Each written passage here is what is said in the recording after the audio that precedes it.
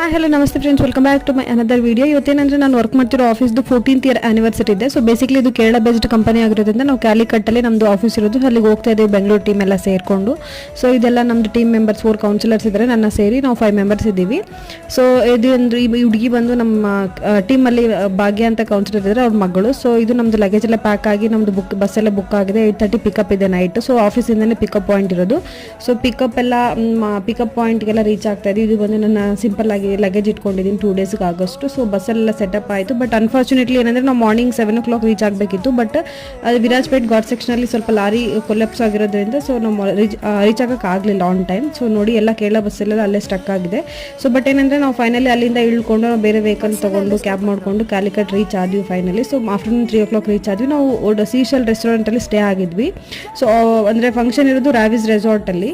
So ಇದು ಬಂದು ನಮ್ಮದು ಫಸ್ಟ್ ಡೇ ಔಟ್ಫಿಟ್. ಮತ್ತು ನೆಕ್ಸ್ಟ್ ವೀಡಿಯೋಗಾಗಿ ವೇಟ್ ಮಾಡಿ.